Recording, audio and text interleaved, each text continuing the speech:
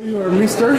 Mr. Armijo, Armijo. You're from Spain or Basque, sorry? from the north of Spain, the Basque country. You're presenting us a device Augmented reality device. that shows you. Let's see a small demonstration. Small demonstration. Here you have the catalog, Yeah, it's a book. the book with normal text and normal images, and with the ICTs, information and communication technologies, you can augment the reality, and you can have a virtual model inside. So, for example, you can open the book. We have the description of, for example, a castle, and also you can have this picture, but not only this picture, but also you can have the real model, the virtual model there of the castle.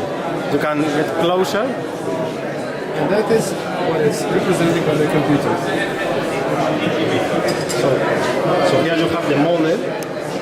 You can get close, and of course you can look through these glasses, and you can see the same thing. That can be done with camera, but yeah, I believe it. Here you have also with the image, with the model, informations. you have other information, multimedia information.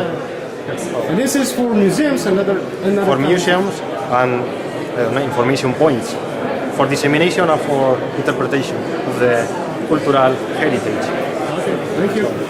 Well, Today you're representing here a code that hates graffiti or something like that. Which if you coated the wall with this product, you cannot graffiti it or something like that. Yeah. So how does it work? Okay, so the product that we have is a new anti-graffiti, especially designed for cultural heritage. That is, when we apply the product, then we are protecting our heritage, and then it is very easy to remove the graffiti applied on it. And this product is especially designed for cultural heritage, and you can see here the differences between a commercial anti-graffiti, then the stone is darker, and then our anti-graffiti. And in this case, the difference with non-application is almost nothing. This works with help of nanotechnology or something else? Well, it is this development was based of an easy-funded project, that is a Graphitas project. It was developed by different institutions of different countries, and Fraunhofer and the Science Academy of Poland were the main developers of the product. But also we had many other institutes too that tested the product. Okay. University College of London. That's right, yeah. The application for project pollution modeling tool to case study museum buildings. Tell me something more. I'm sorry? Tell me something more. Something more. Sounds quite intricate. It is very intricate software, but the idea is to make it very easy for users and museums and designers to actually predict the kinds of impacts that externally generated pollution, like sulfur dioxide, nitrogen dioxide from car fumes and chimneys, will actually have on the internal environment. What we have here is a software which can look at the air change rate with the external environment, and also the materials which are inside the museum. Pollution deposits on different materials at different rates and to different degrees.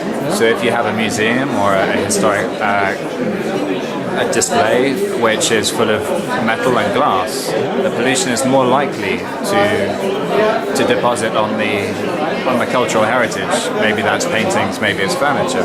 If you have brick or plaster, there's a good chance that the pollution will deposit on the brick and plaster itself. So you can look at passive control, and this is a way of predicting the impact of different control techniques and investigating what would happen in different situations.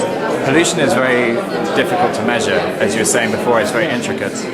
So this is a way of actually taking quite simple parameters that the museum professional will know themselves or can find out easily, putting that into the software and actually seeing what impact that will have on the internal environments for their institution. So it somehow helps you planning restoration of museum. Yes, it has a lot of different purposes. One is the straightforward, the conservative that wants to find out the concentration. But also, if you're planning to design or change your institution or your building, you have the opportunity to find out what will take place or what will happen in terms of pollution. This was developed with building scientists, with conservation scientists, but also with end users, people in the filtration industry, but also architects and conservators and museums as end users who would say what was useful and the different kinds of applications that they would find interesting also. Is already operating this? It's already operating. It was a European Commission project for the FIT framework. There are actually some research projects and some practitioners here today who have been using this software. They've actually found it very accurate, which is very pleasing for us. But it's actually being used. It's freely available on the internet, so people can use it at any time by logging in and It's again looking at that. Yeah, it's a free software which is available for museum end users, designers, researchers, everyone who's interested in measuring indoor pollution concentrations. Thanks very much.